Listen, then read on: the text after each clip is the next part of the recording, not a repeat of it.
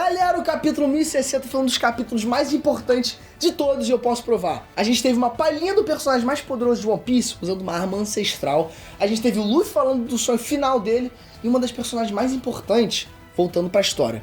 Pois é, você acha que a Bonnie é só mais uma? Nada disso, tá? Ela é muito mais importante do que você imagina e eu tô aqui pra provar isso. Só vem comigo.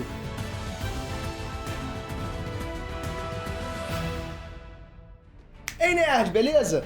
Eu sou o Breno. Galera, hoje é dia da gente trazer uma das análises mais maneiras de One Piece, porque esse capítulo foi um dos melhores de todos, tá? Na boa. Então nada de enrolação, já bora tentar entender tudo o que aconteceu nesses 3 núcleos dentro do capítulo.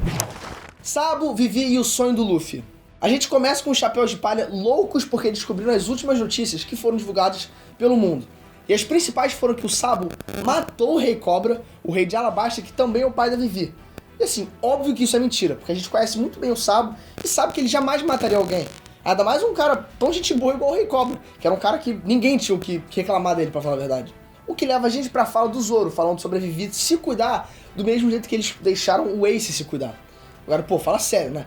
Não desmerecendo a Vivi, porque como personagem ela é muito maneira. Mas o Zoro enxergar que ela consegue se virar do mesmo jeito que o Ace, isso é loucura. O Ace era 1000 vezes mais forte que a Vivi. E, pô, a Vivi ela também tá sendo caçada agora até pelo governo mundial. Então ela tá meio que ferrada, né? E é logo depois quando a gente tem uma das cenas mais legais do capítulo e uma das mais misteriosas também, que é a cena do Luffy contando sobre o sonho dele. Mas tudo em off-screen. Uma coisa muito interessante pra gente reparar é que no Japão tem os katakana, que é um tipo de alfabeto japonês que são pra várias coisas, inclusive palavras e nomes ocidentais.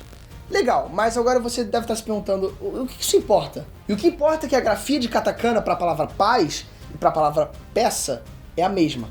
Ou seja, One Piece pode ser visto tanto como um pedaço e também como uma paz. E se a gente for um pouquinho além disso, a pronúncia de One Piece é One Piece. Ou seja, algo como ganhou a paz também é praticamente a mesma coisa.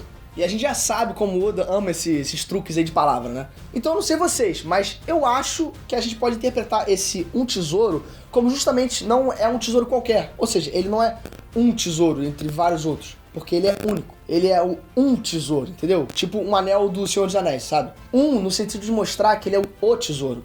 Algo único e deixado por alguém do passado como o Joy Boy. O tesouro que é a maneira de se conseguir a paz. A paz entre os humanos, homem-peixes e todas as outras raças. Então aquele que conseguiu One Piece é aquele que vai ganhar o direito da paz e para esse pirata conseguir isso, ele precisa ser o rei dos piratas. Inclusive foi muito maneiro que a Robin perguntou como Sabo, o Ace e até o Shanks reagiram ao sonho do Luffy. E o Luffy contou lá que o Shanks até chorou. E foi ali que o Shanks teve a certeza de que o Luffy seria o cara certo, porque com certeza é o mesmo sonho do Roger também, que era o capitão do Shanks. E mais uma vez parece impossível que o Luffy tenha comido a fruta do Nika sem o Shanks esperar isso. Sabo e Im-sama. Mas agora sim a gente chega na melhor parte do capítulo, que foi a maior loucura que a gente já viu em One Piece. O QG da Marinha ainda ficou grampeando a ligação do Sabo e tinha sido estranho quando a gente viu isso pela primeira vez. Porque ou o Sabo tinha sido descuidado ou era de propósito. Agora a gente viu que muito provavelmente foi de propósito, porque ele não usou nenhum tipo de caracol para isolar o sinal ou alguma coisa do tipo. O que leva a gente a pensar que talvez o Sabo ele queria que a Marinha soubesse do Im-sama. Então é muito louco pensar que nem a Marinha sabe dele, que tem um cara aí que senta no trono vazio e controla o mundo inteiro, simplesmente. A gente então ficou sabendo que o Sabo viu o Im-sama no trono e por isso ele riscou o reino de Luluze no mapa, porque era onde o Sabo tava. Literalmente riscou do mapa, o que talvez seja só modo de representar mesmo, ou talvez seja algum tipo de Akuma no Mi. Não é possível que tenha uma que controle, sei lá, Uranus, ou que Uranus seja essa fruta. Vai saber. A gente já descobriu que no mundo de One Piece tem um deus aí que também é uma Akuma no Mi, no caso do Nika, então, sei lá, né? E tem muita coisa interessante nessa cena, galera. A primeira é que apareceu uma sombra no céu, ou seja, tinha algo ali em cima, não é só o que formou as nuvens da tempestade, a coisa que formou as nuvens também estava ali. E talvez Uranus seja uma arma ancestral que veio da Lua. Sim, da Lua. Bom, você pode estar achando aí que eu tô ficando louco, mas nas histórias da capa do Enel, a gente viu que a civilização da Lua era altamente tecnológica.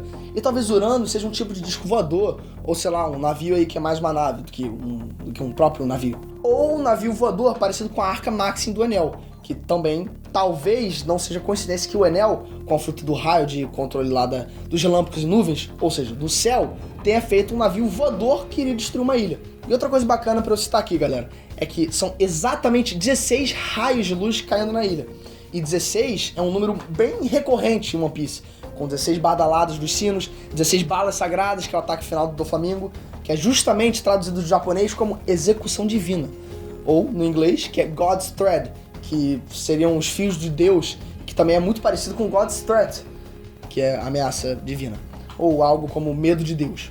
E pela forma como a cena foi mostrada, talvez o momento do M-Sama andando seja bem antes da cena da ilha sendo destruída em si, porque a gente viu que já fazem uns dias que o reino de Uluzi se rebelou. E foi muito maneiro a cena do governo mundial mandando parar a vigilância e que nada aconteceu, porque Luluzia nunca existiu.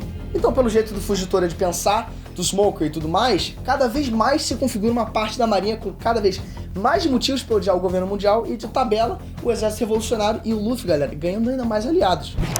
Bonnie é muito mais importante do que você acha. Enfim, muita coisa pra gente falar, mas agora a gente chega no final do capítulo, que é quando a gente viu que os Chapéus de Palha encontraram a Bonnie em um redemoinho muito bizarro que estava em cima do mar. Beleza, pra você talvez seja meio aleatório justo a Bonnie aparecer, sendo que tem muito personagem mais interessante. Porque assim, realmente parece que a Bonnie é só uma figurante, mas tem umas coisas aí bem legais sobre ela, tá bom? Primeiro que foi justo ela quem fez o Zoro não matar o St. Carlos lá em Sabaody.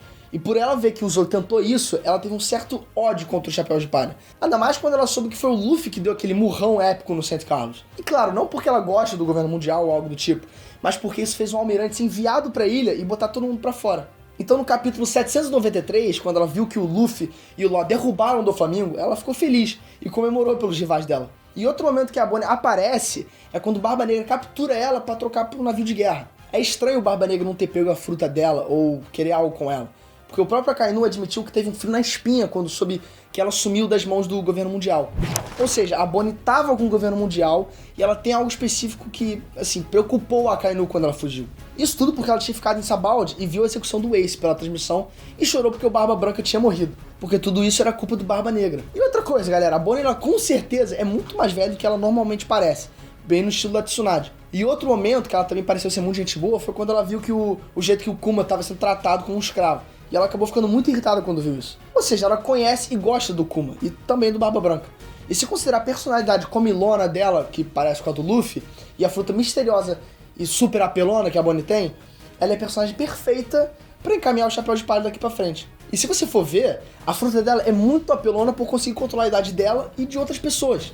Ainda mais se pensar no potencial de que, bom, ela talvez consiga afetar ainda mais com o despertar. Então nada vai me tirar da cabeça de que a fruta dela pode ter um potencial de manter a pessoa, ou quem ela decidir alterar, jovem pra sempre.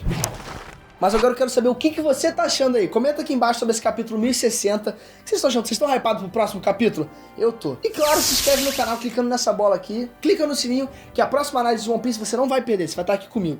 E como sempre, te vejo na próxima análise. Um beijo e fui.